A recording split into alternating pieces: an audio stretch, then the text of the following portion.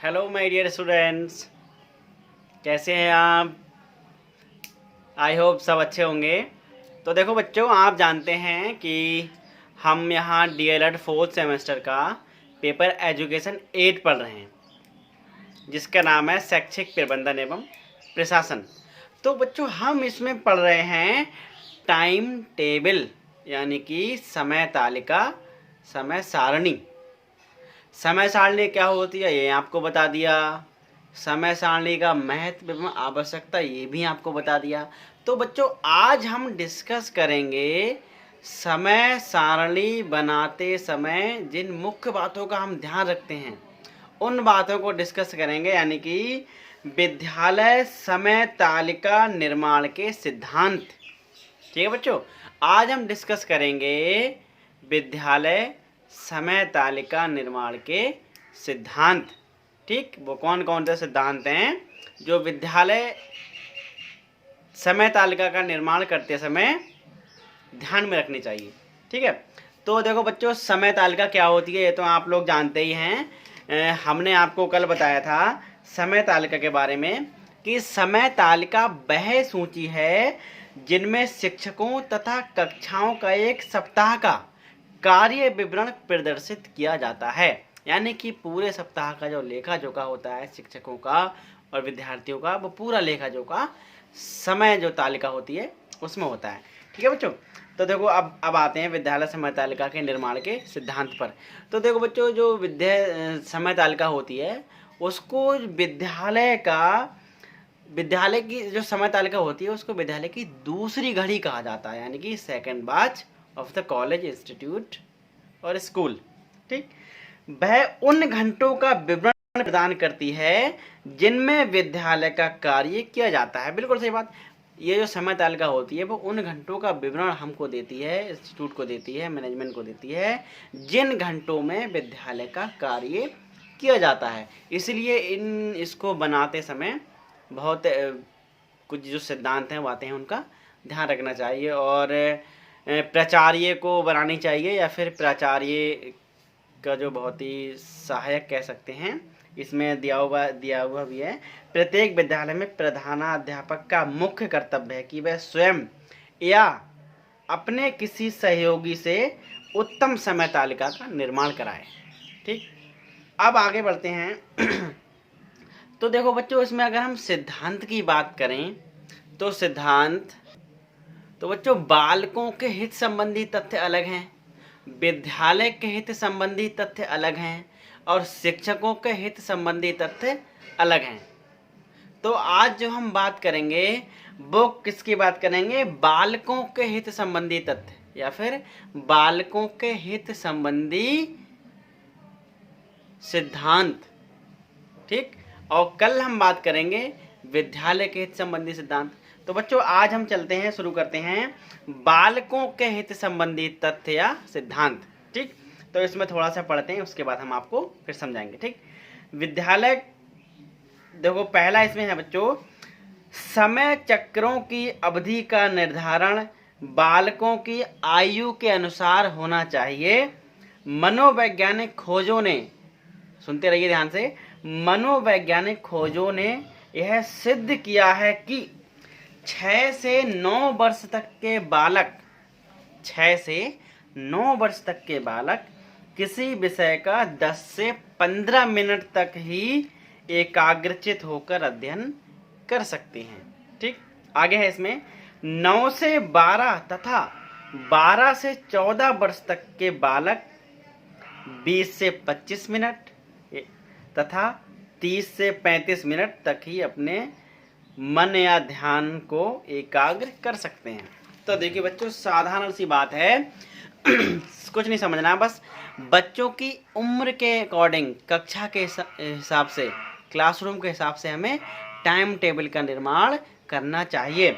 अगर 6 से 9 वर्ष तक की बच्चा है तो वो कितना बताया था हमने? 10 से 15 मिनट तक ही बच्चा पढ़ सकता है। तो 10 से 15 मिनट का लेक्चर लगाएंगे हम। ठीक, आगे है एकाग्रचित होकर अध्ययन कर सकता है 10 से 15 मिनट तक, 9 साल से 6 साल से 9 साल तक का बच्चा। अब आगे है 9 से 12 तक 9 साल से 12 तक का बच्चा 20 से 25 मिनट तक एकाग्रचित होकर पढ़ सकता है, ठीक।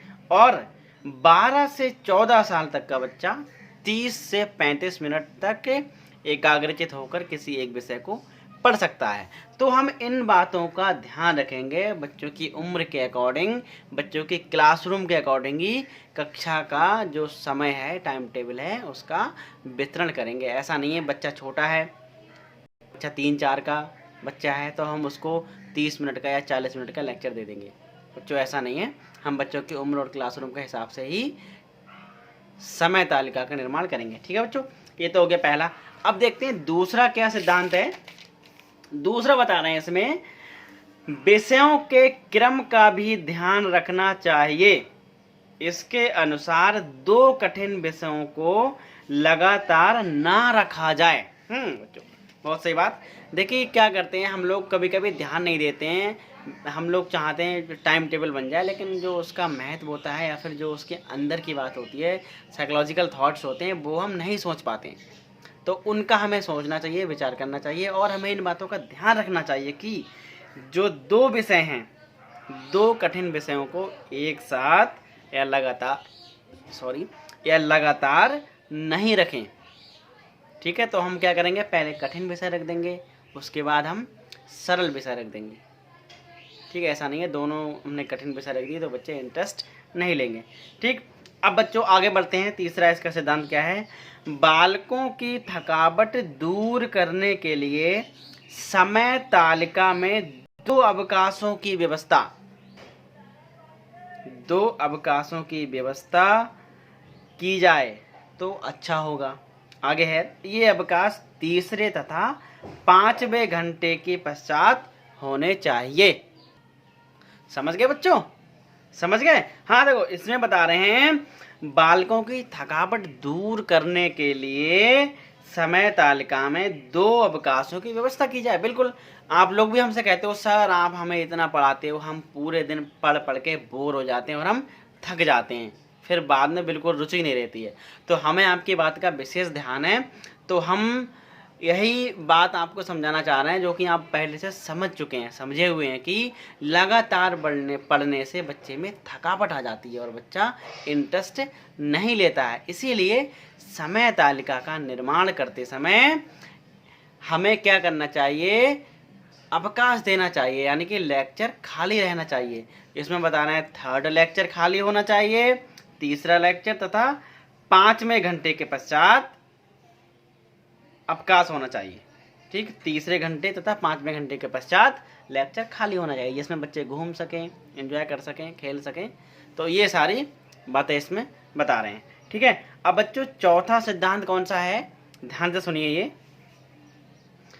पढ़ रहे हैं, बालकों के व्यक्तित्व के अन्य पक्षों के विकास से संबंधित क्रियाओं के लिए भी समय तालिका में स्थान मिलना चाहिए। जैसे शारीरिक, नैतिक, नागरिक एवं सामाजिक पक्षों का विकास के लिए उन्हें समय तालिका द्वारा खेल कूद, व्यायाम, प्रार्थना, पाठ्यक्रम, सहगामी क्रियाएं आदि के लिए भी निश्चित समय होना चाहिए। बिल्कुल सही बात है बच्चों, आप लोग तो जानते ही हो, मैंने उस दिन में बताया था पाठ्य सहगामी क्रियाएं कितनी आवश्यक होती हैं। तो वही बता रहे हैं बच्चों, टाइम टेबल में ऐसा नहीं होना चाहिए कि सिर्फ आपकी बुकिश नॉलेज से संबंधित ही उसमें हम पढ़ा रहे हैं, सिर्फ किताबी ज्ञान ही आपको दे रहे हैं, मैथ्स पढ़ा दिया, साइंस पढ़ा दी, इंग्लिश हिंदी पढ़ा दी। सिर्फ यही बच्चों ज्ञान नहीं होता है, ज्ञान का स्वरूप बहुत बड़ा होता है, as you know very well. ज्ञान बहुत बड़ा है, बहुत बड़ा सागर है। सिर्फ यही ज्ञान नहीं होता है, हमने छोटा बड़ा पढ़ लिया, ABCD पढ़ ली, छोटे आ से अनार, बड़े आ से आम पढ़ लिया, ये नहीं होता है ज्ञान।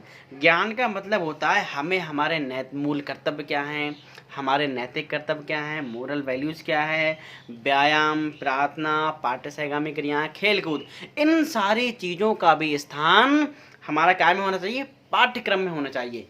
पुस्तक के साथ साथ ये क्रियाएं भी, ये ज्ञान भी अति आवश्यक है, इसलिए इन चीज़ों का भी ध्यान रखना चाहिए और टाइम टेबल बनाते समय इन चीज़ों को जगह देना चाहिए, ठीक है। अब आप लोग ये मत कहना सर आप टाइम टेबल बनाते हो और आप तो हमें लेक्चर खाली नहीं देते हो, लगातार पढ़ाते हो, इसका लेक्चर नहीं लगाते हो, ये मत कहना हमसे लगा देंगे, ठीक है, अगली बार लगा देंगे। हाँ, तो बच्चों ये तो इसके हो गए विद्यार्थियों से संबंधित तथ्य, यानी कि विद्यार्थियों के लिए क्या सिद्धांत होने चाहिए। इसमें और भी बच्चों बहुत बातें हैं, जैसे मैं आपको बता देता हूँ अलग से।